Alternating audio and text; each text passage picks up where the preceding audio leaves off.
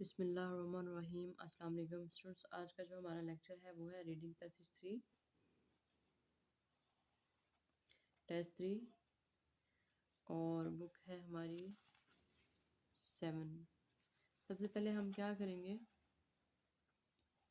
सबसे पहले हम लोग क्वेश्चन नंबर 27 to 40 जो है उसको देखेंगे।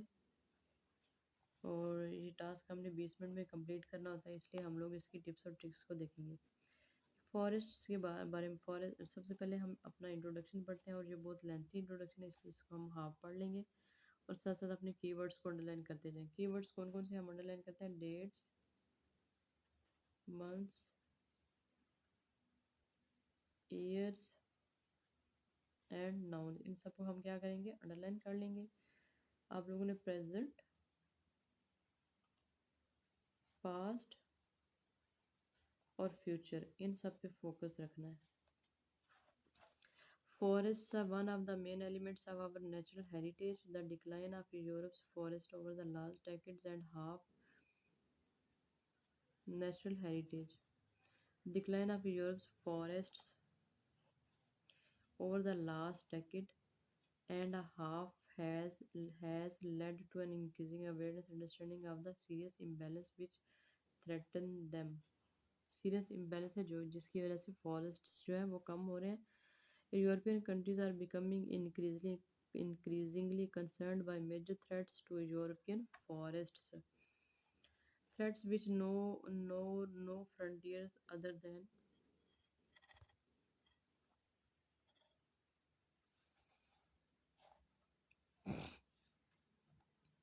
threats which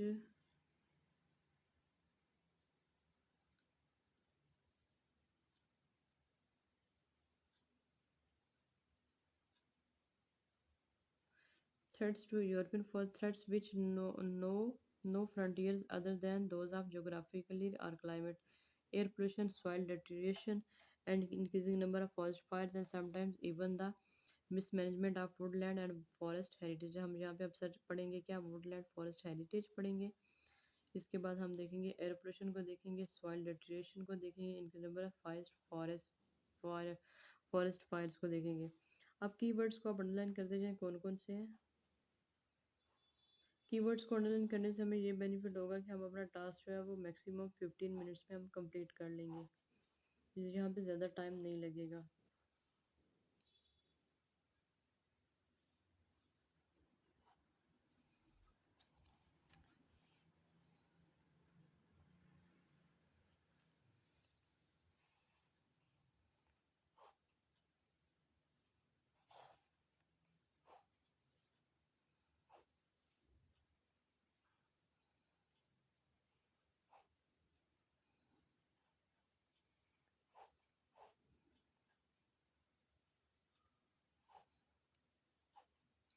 कीवर्ड्स को हमने अंडरलाइन कर लिया। अब आ जाओ ज़रा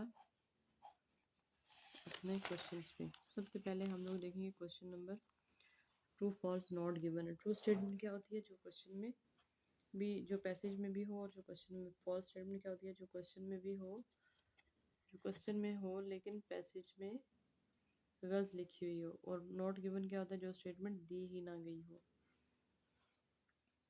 अब यहाँ पे सबसे forest problems of Mediterranean countries are to be discussed at the next meeting of forests problem of Mediterranean countries are to be discuss at the next meeting of experts. कहते हैं नेक्स्ट मीटिंग ऑफ एक्सपर्ट्स में discuss की जाएंगी। Mediterranean word हम देखेंगे किधर है। अब यहाँ पे जहाँ तक हम लोगों ने पढ़ा है मेडिटेरेनियन नहीं पढ़ा। अब ये हमारा है Mediterranean. Their initial task was to decide which of the many forest problems of concern to Europe. Europe's involved largest number of countries and might be subject of joint action. Particular geographical such as countries bordering the Mediterranean or the Nordic countries therefore had to be discarded. उन्होंने क्या किया यहाँ पे? Mediterranean और Nordic countries therefore had to be discarded, उनको उन्होंने eliminate कर दिया है, डिस्कार्ड कर दिया, मतलब एक्सक्लूड कर दिया। डिस्कार्ड का मतलब है एक्सक्लूड करना, निकालना। तो यहाँ पे इस तरह की कोई बात, however this does not mean that in future they will be ignored. इसका मतलब ये नहीं है कि वो फ्यूचर में इग्नोर किए जाएंगे, लेकिन अभी उनके साथ कोई कंसर्न नहीं है। तो यह first problems Mediterranean countries are able to at the next meeting of experts next, या लास्ट मीटिंग की कोई बात ही नहीं हुई, मेडिटेरियन इसमें है ही नहीं, तो हमारा आंसर ये क्या है, नॉट गिवन है। नेक्स्ट में problems in Nordic countries were excluded because they are outside the European Economic Community, were excluded, उन्होंने उसको निकाला है because they are outside the European economic community. अब हमने यहाँ पे फोकस रखना है, उनको निकाला तो गया, क्या वो यूरोपियन कम्युनिटी से बाहर है, are outside the European community.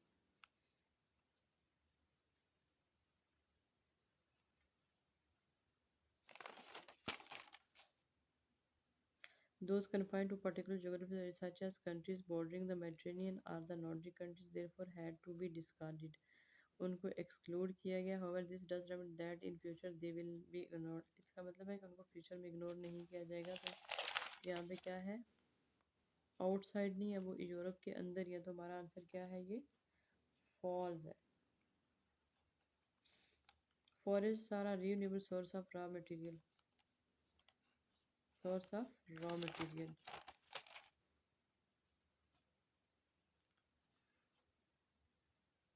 Raw material का वर्ड देखेंगे हम किधर है, ये आ गया रॉ मटेरियल। अब देखेंगे फॉरेस्ट, फॉरेस्ट प्रोवाइड, प्रोवाइड क्या होता है, सोर्स, प्रोवाइड क्या है, सोर्स, जरिया।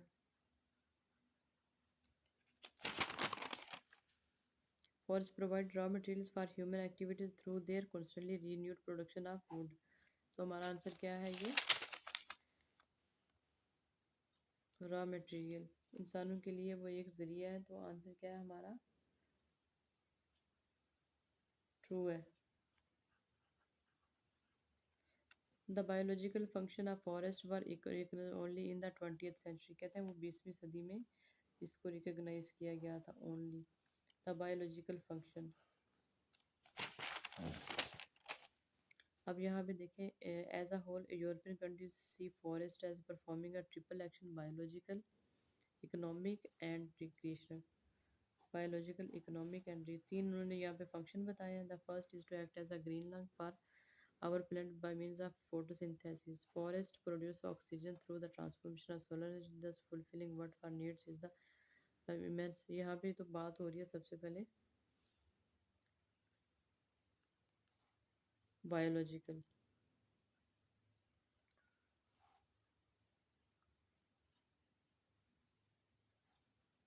नेक्स्ट पे है ज़रा, यहाँ पे क्वेश्चन क्या मिला, कहते हैं biological function of forest were recognised only in that, कहते हैं सिर्फ और सिर्फ ये 20th सेंचुरी में रिकग्नाइज किया गया। यहाँ पे आ गया बायोलॉजिकल, ये बायोलॉजिकल आ गया। अब देखेंगे रिकग्नाइज कब किया जाता है। The other aspects have been recognized only for a few centuries, but they are becoming more and more important. The other aspects have been recognized only for few centuries, कहते हैं 20th century की बात नहीं, for few centuries की बात है। Recognise करना, have been recognized,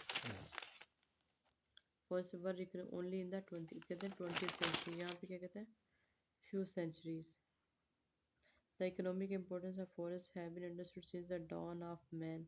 Wood was the first fuel, यहाँ पे तो बायोलॉजिकली बात है, बाकी जो economic and recreational have been, दूसरे जो एस्पेक्ट्स है ना इकोनॉमिक एंड रिक्रिएशनल, उनको उनकी बात नेक्स्ट की जाएगी। तो हमारा आंसर क्या है, यहाँ पे ये फॉल्स है।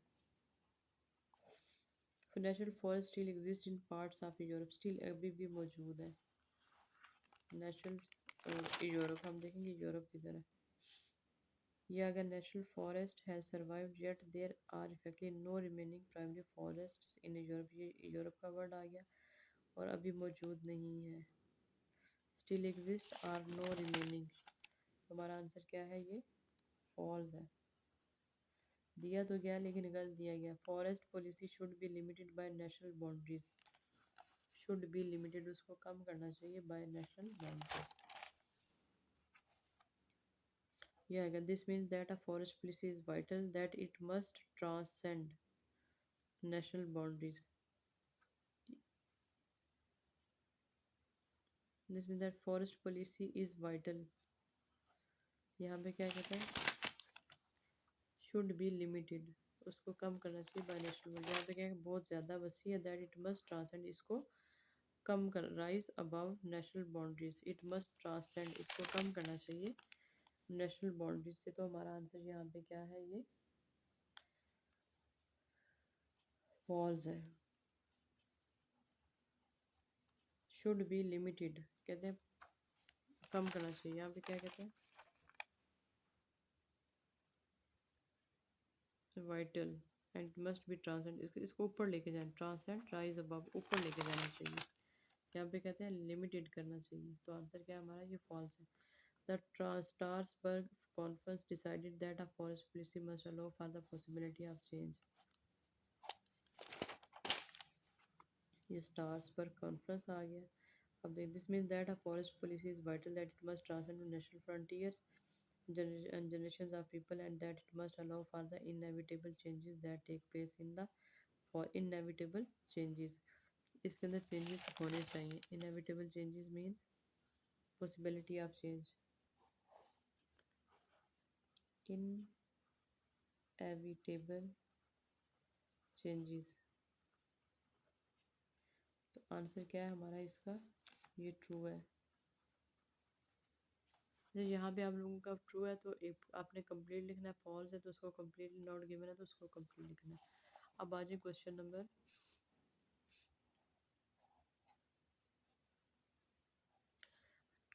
34 to 39 पे आ जाए। यहाँ पे क्या बात हो रही है, रेजोल्यूशंस की। कितने रेजोल्यूशंस हैं, 39, 34 to 30, 1 2 3 4 5 6 रेजोल्यूशंस हैं। अब हमने ये रेजोल्यूशंस किससे look at the following statement issue by the conference, ये स्टेटमेंट्स हैं जो कॉन्फ्रेंस ने इशू किए हैं।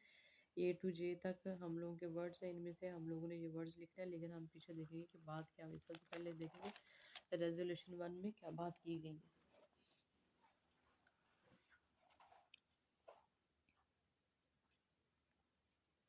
The dictation was accompanied by 6 detailed resolutions to assist national policy.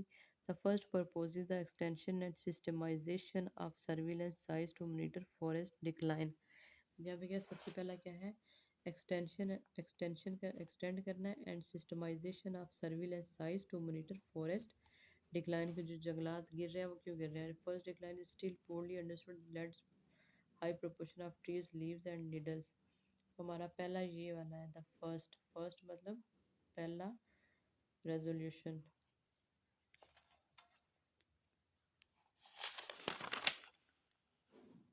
All kind of species of trees should be preserve, नहीं है।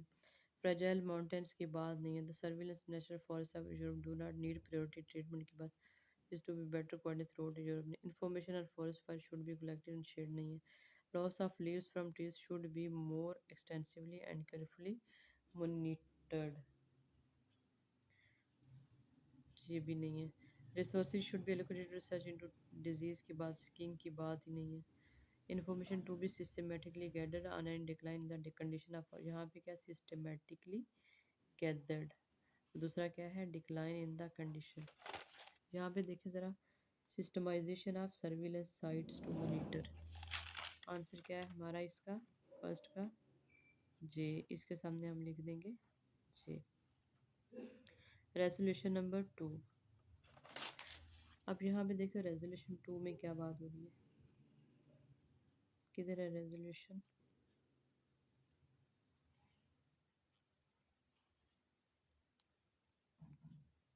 Second resolution ये concentrates on the need to preserve the genetic diversity of a European forest.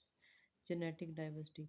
The aim is to reverse the decline in the number of trees species, or at least to preserve the genetic material of all of them. उन सबको preserve करने की ज़रूरत है जो कि genetically मिले हुए हैं। Genetics.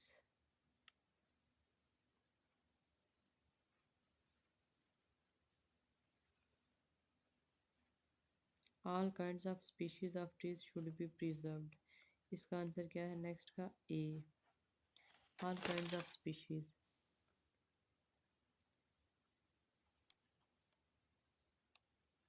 Need to preserve the genetic diversity of European forest. ये देख लें species. The decline in the number of tree species or at least preserve the genetic material of all of them. Although forest fires do not affect all of Europe to the same extent, the amount of damage caused experts to propose at the resolution. Third resolution में क्या हुआ था? Forest fires की बात हुई है, तो हम देखेंगे फॉरेस्ट फायर्स की बात किधर है।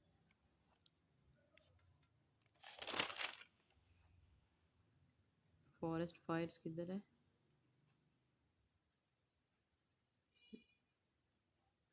या ये information on forest fire should be collected and shared. इसका आंसर क्या है? ई। रेजोल्यूशन 4 पे आ जाए ज़रा।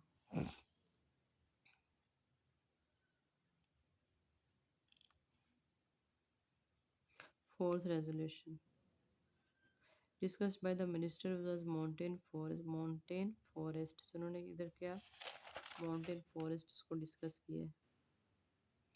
Phrasal mountain forest should be given priority in research programmes. तो आंसर क्या है हमारा इसका? बी। अब आ जाएं रेजोल्यूशन 5 पे।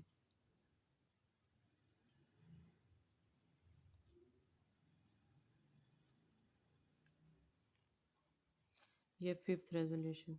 The fifth resolution relaunched the European Research Network on the Psychology of Trees. European Research Network on the Psychology of Trees called Eurosilva. Eurosilva should support joint European research on tree diseases and their psychological and biological. यहाँ पे tree disease की बात हम देखें, tree disease की बात करें, should be allocated to research into tree disease. तो आंसर क्या है हमारा इसका? जी है। रेजोल्यूशन 6 पे आए ज़रा।